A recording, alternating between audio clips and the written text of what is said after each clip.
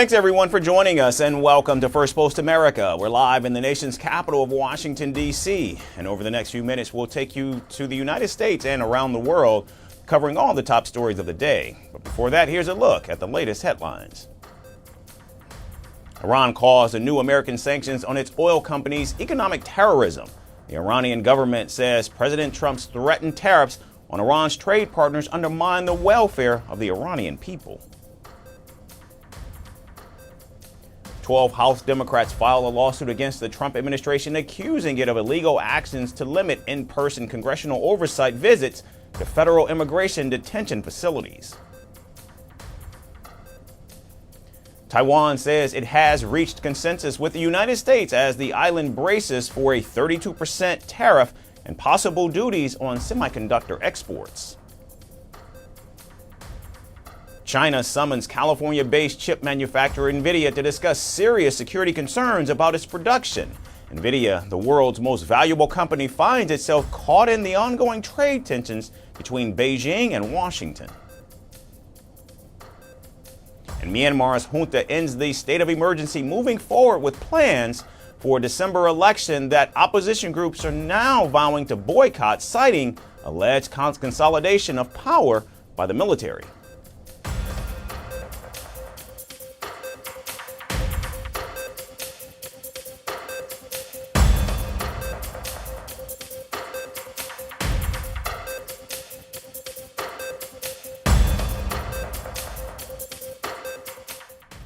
In a sharp turn of events that could reshape U.S.-India trade ties, President Donald Trump has announced a 25% tariff on all imports from India effective August 1st.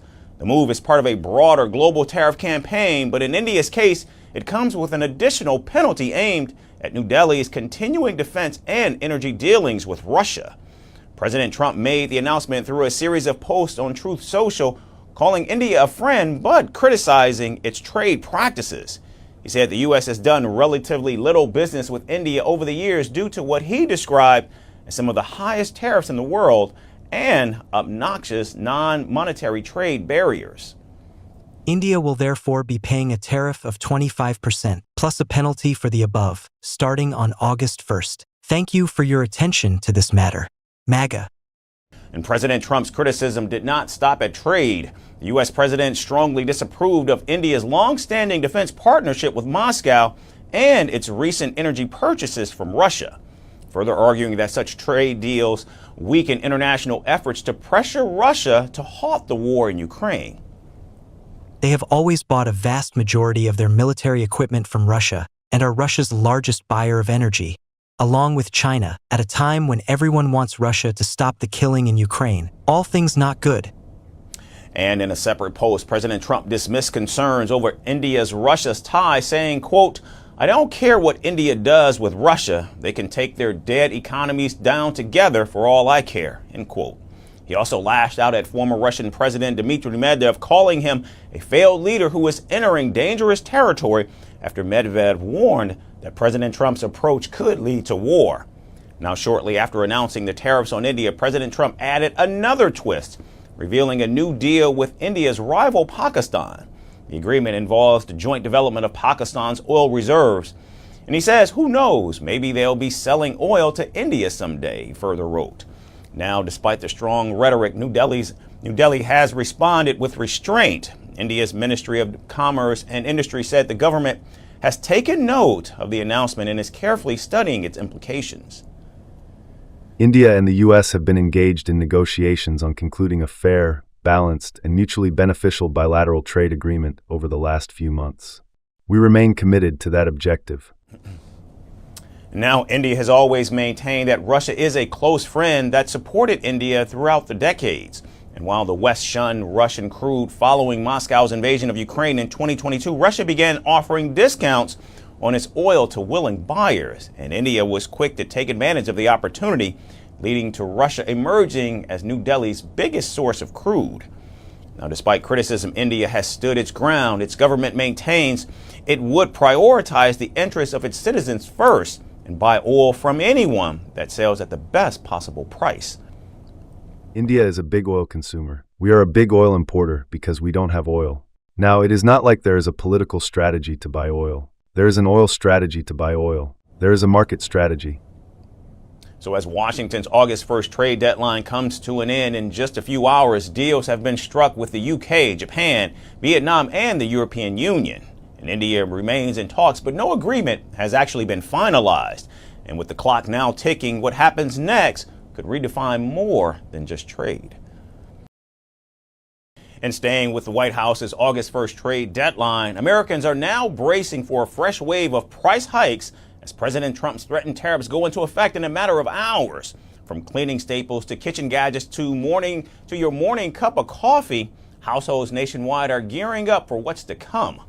Household essentials top the list with increased prices should new tariffs take hold.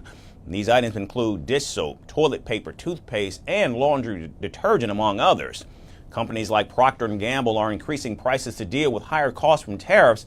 And baby gear such as diapers, strollers, and toys could also see price hikes as well. Many of these items are imported from China, and starting August 1st, the import duties are going up. And beyond that, kitchenware including knives, storage containers, and small appliances, all of these are set to cost American consumers more.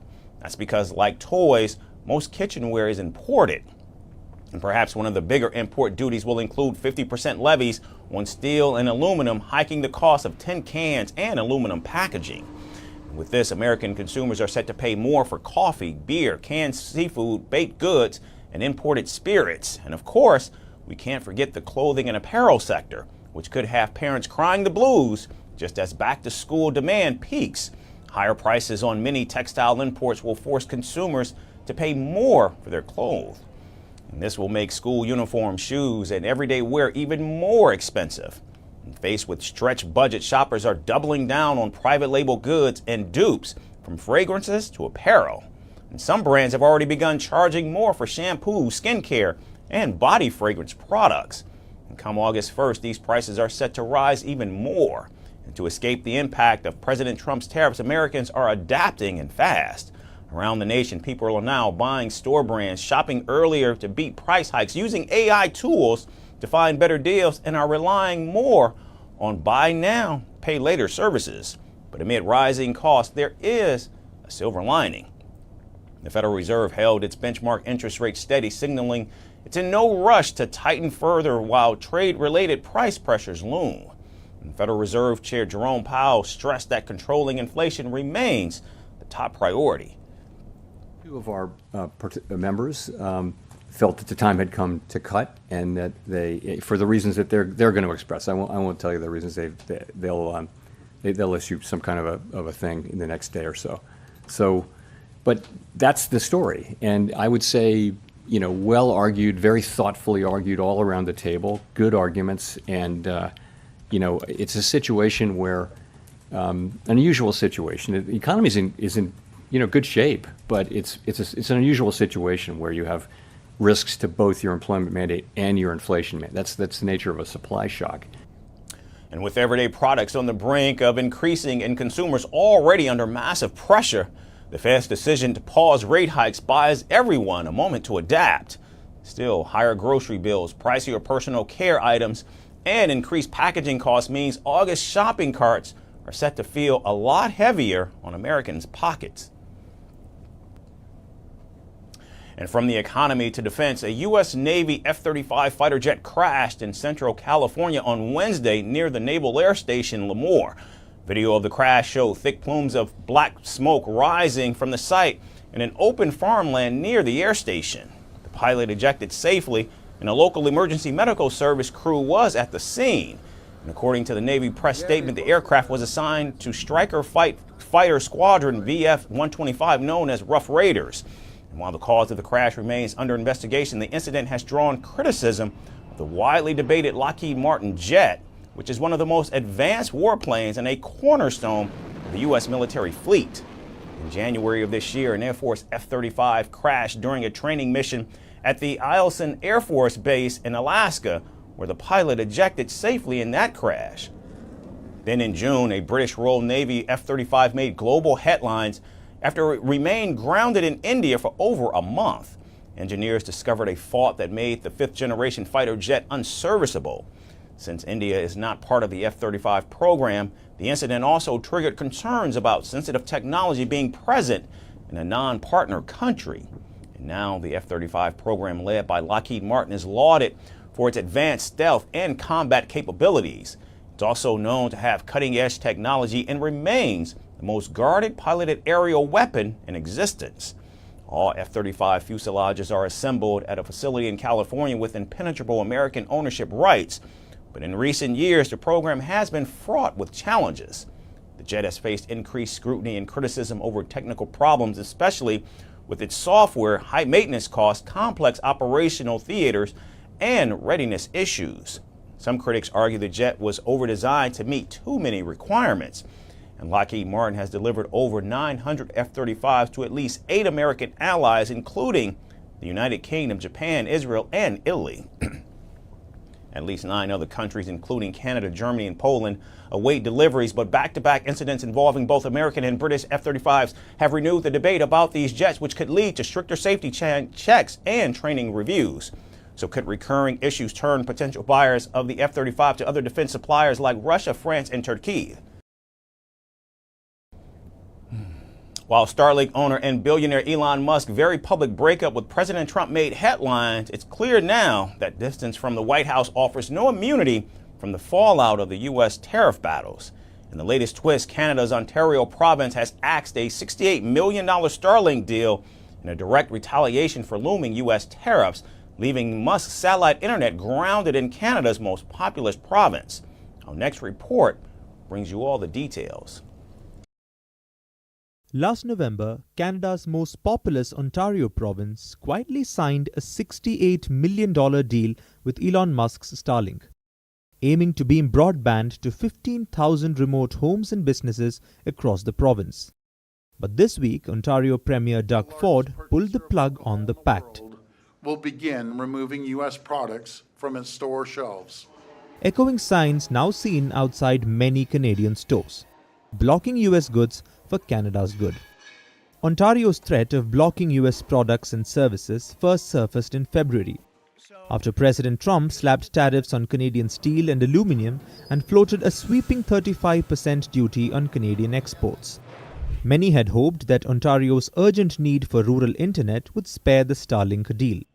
But as the August 1st tariff deadline draws to an end, the province called Washington's bluff, and Musk's project became collateral damage. Musk once stood alongside Trump, spending at least $250 million to get him re-elected to the White House. Until the end of May, he remained a prominent presence in the White House, co-founding the Department of Government Efficiency, or DOGE. But their alliance cracked over a domestic policy bill, with Musk threatening to start a new party and Trump slamming Tesla subsidies. As the US and Canada scrambled to strike a broader deal, Prime Minister Mark Carney warned he's trying hard. But the US-Canada trade deal may not conclude by the August 1st deadline.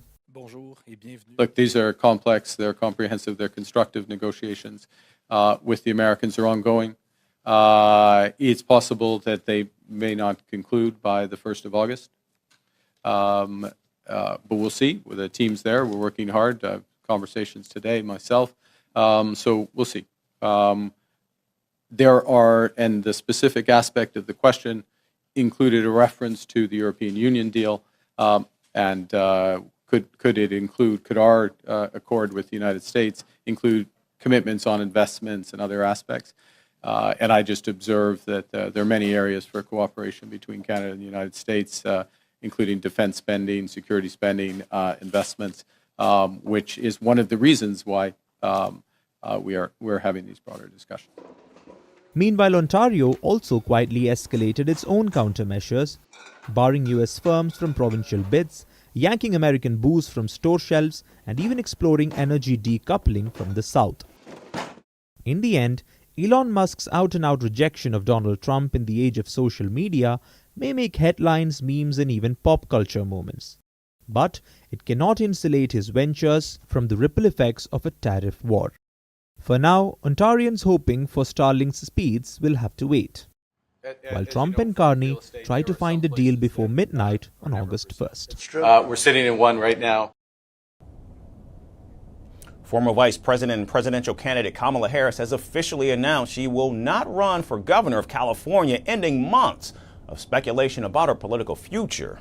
Harris said the decision came after deep reflection and a desire to serve the public in new ways. The former U.S. Senator emphasized her continued commitment to Democratic values, hinting at her future plans while leaving the door open for a potential 28 presidential run.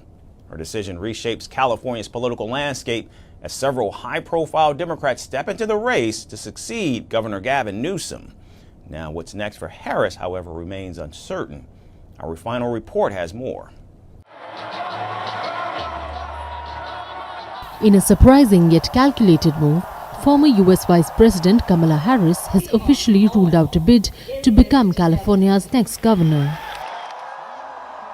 Her announcement ends months of speculation about her potential return to state-level politics and opens a new chapter of intrigue around her political future. I have given serious thought to asking the people of California for the privilege to serve as their governor, Harris said in a statement posted on social media. But after deep reflection, I've decided that I will not run in this election. The decision comes less than a year after her unsuccessful 2024 presidential campaign, in which she lost to Republican Donald Trump.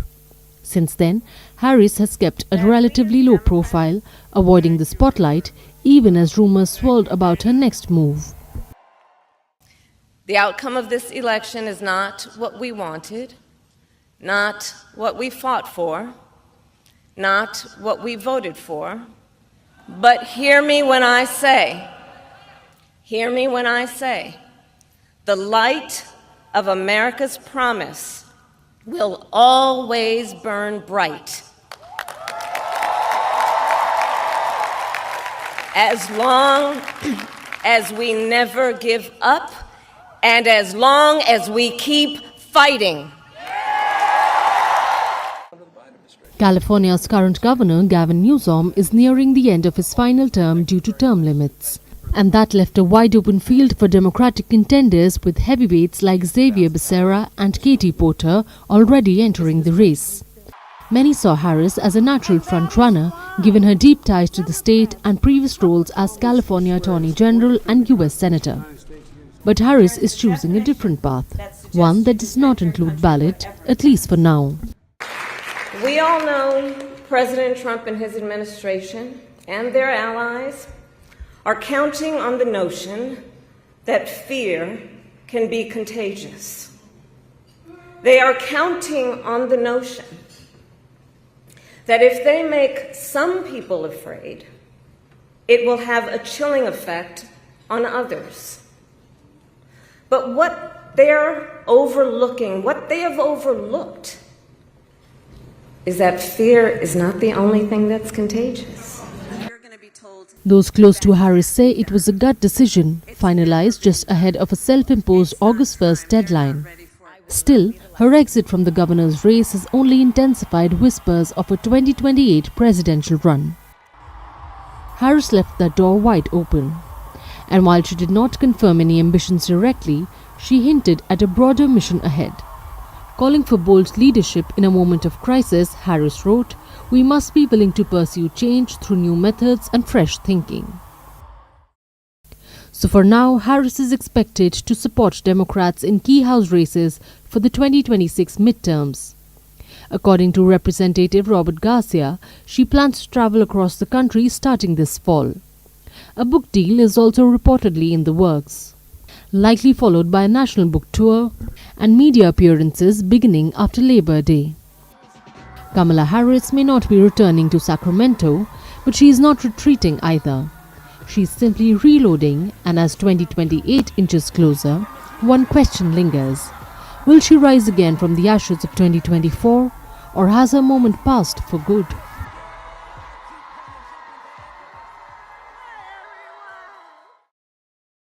That's Firstpost America for this Thursday, July 31st. We thank all of you for tuning in. We hope to see you again tomorrow. Thanks again, everyone, for watching.